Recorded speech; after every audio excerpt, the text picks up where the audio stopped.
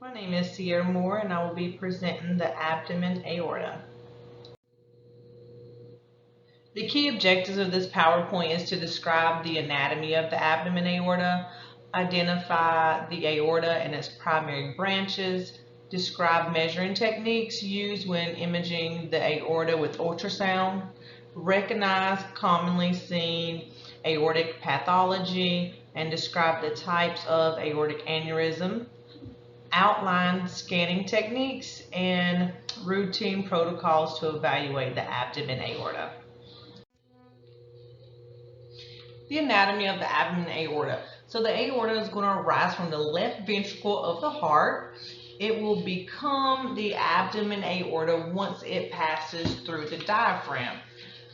The aorta is providing the body with its oxygenated blood, which goes to the organs and the limbs. It is the largest blood vessel in the body. So the abdomen aorta is going to be located slightly to the left of the IVC and posterior to the IVC until about the umbilicus, where it becomes more anterior. Some important branches that we're going to be going over today, the visceral branches, are going to be the celiac access, superior mesenteric artery, renal arteries, and inferior mesenteric artery. The anatomy of the artery. So our inner layer is going to be our tunica intima. This right here is going to be composed of our endothelial cells. The middle layer of that artery is our tunica media. This right here is composed of the muscle. This is a distinguishing factor between the artery and the vein, because the vein normally has a thinner middle layer versus the artery, which is thicker. Our outer layer to the artery is our tunica adventitia. This right here is going to be composed of the epithelial cells. The branches of our abdomen aorta. Our first branch of the abdomen aorta is our celiac artery. This artery right here is going to supply the blood to the stomach, liver, pancreas, and spleen. The celiac branches are the common hepatic, splenic, and left gastric. The celiac trunk, hepatic, and splenic artery make up what we would call the sickle sign.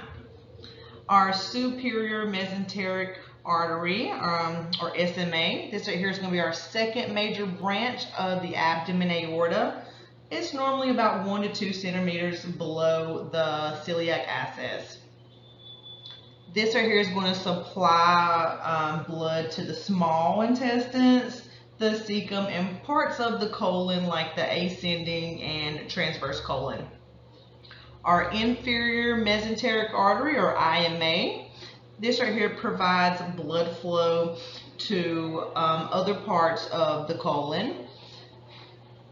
This right here is a very small branch that comes off right before the bifurcation.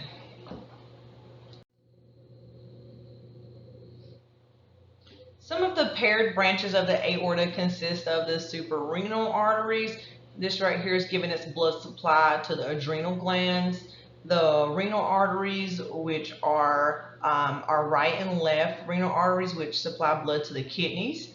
In some cases, we can have multiple renal arteries. That's around 10 to 20% of the cases. You will see multiple renal arteries, like 2 coming off the right or 2 coming off the left. Our right renal artery courses posterior to our IVC.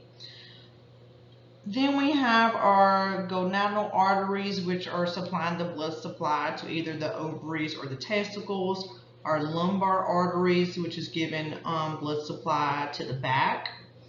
And then our common iliac arteries, which is where the aorta terminates. This right here is going to carry blood, down the legs to the pelvis, abdomen wall, and lower limbs.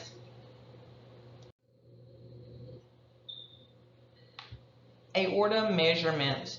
So at the abdomen aorta's origin, it's normally around 2 to 2.5 centimeters.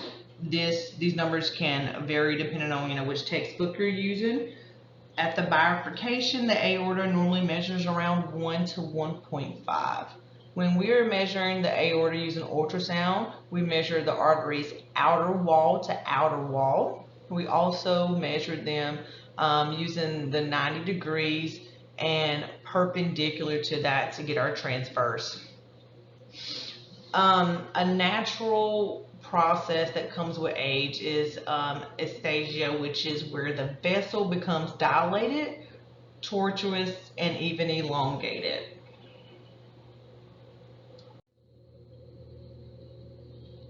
So whenever we are doing a abdomen ultrasound, the protocol is going to call for us to do our aortic measurements to give that information, to the physician. So we measure the aorta in prox, mid, and distal. So we're dividing it up so they can get measurements, at key points.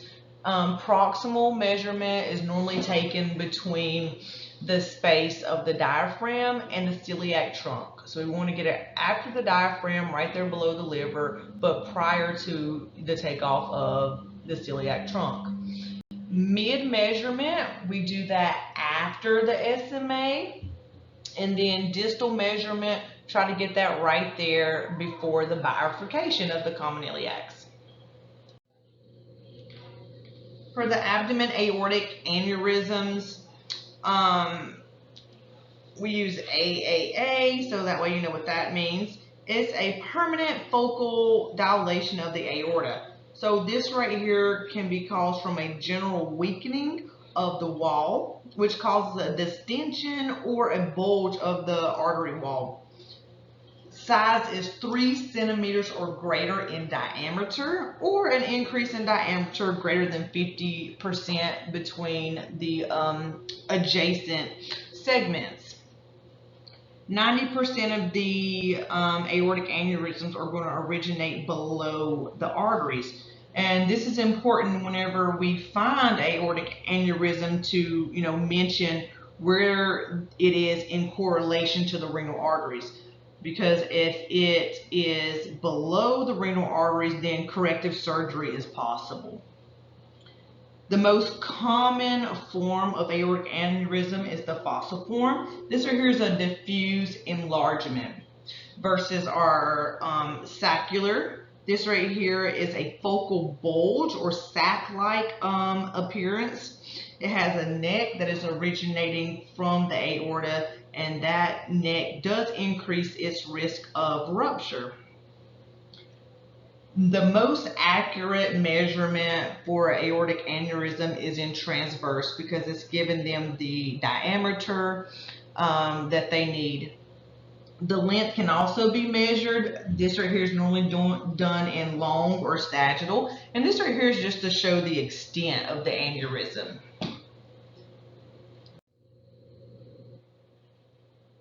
Sizes of aneurysms. So the size is the #1 indicator of the risk of rupture.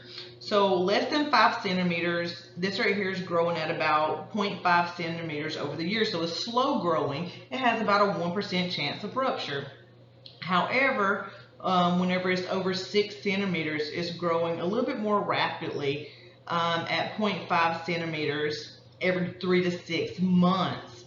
This right here increases this risk of rupture to 40%. And anything over 7 centimeters has a high probability of rupture.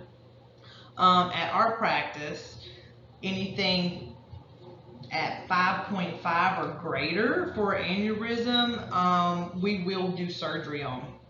And then 3.5 for the iliacs. Dissecting aorta is where the blood is forced its way between the layers of the arterial wall. So going back to that arterial anatomy, the inner layer, that tunica intima, is going to be separated from that middle layer, the tunica media.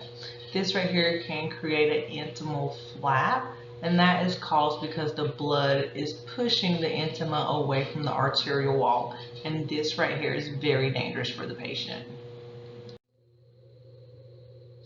Sonographic imaging methods. So this is how we go about the ultrasound. So number one is patient prep. The patient should be fasting. They should be NPO for this exam for 4 to 6 hours. Generally speaking, the patient is in the supine position. However, we can decube the patient if the patient is gassy or can't lay on their back. We normally use the 2.5 megahertz to 6.5 megahertz probe for adults.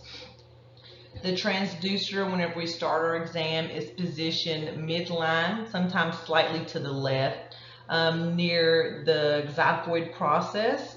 And then we start the exam with our prox IVC. We generally do that with and without color, and proceed to our prox aorta. We get that in longitudinal and transverse, with and without measurements, mid longitudinal and transverse, with and without measurements, depending on your facility's protocol. Generally throw in color right here at this point, show the celiac and the SMA. A little bit lower than that, we'll go ahead and add some Doppler in there to get the peak systolic and diastolic numbers. Then we'll proceed with the longitudinal distal aorta and transverse distal aorta, with and without measurements, until we see the bifurcation. Now for the bifurcation of the common iliacs, we get the right and left, longitudinal and transverse, with and without measurements. Some facilities will do color and transverse to show that bifurcation. And if there happens to be an aneurysm, we're going to go ahead and measure that aneurysm in our sagittal and trans. You can get your length measurement as well. If there's any kind of thrombus present within that aneurysm, we'll go ahead and get the residual lumen diameter along with our regular measurements.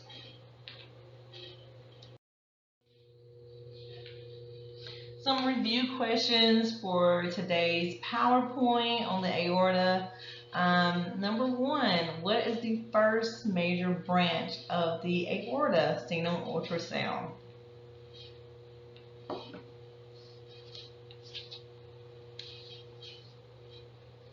Okay, if you answered celiac artery, you are correct. Number two, what is the second major branch of the aorta seen on ultrasound?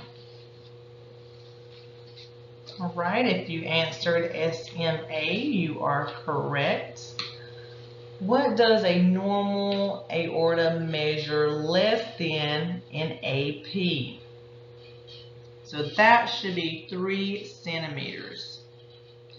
What is the last major branch of the aorta before it bifurcates? The correct answer is IMA, inferior mesenteric artery. What side of the spine does the aorta sit more to? If you answered the left side, you are correct. And how would the aorta be measured in regards to the walls? This answer should be outer to outer. So whenever we're measuring our arteries, we want to get that outer to outer. All right, last question. What is the most common form of aortic aneurysm? Correct answer is falciform.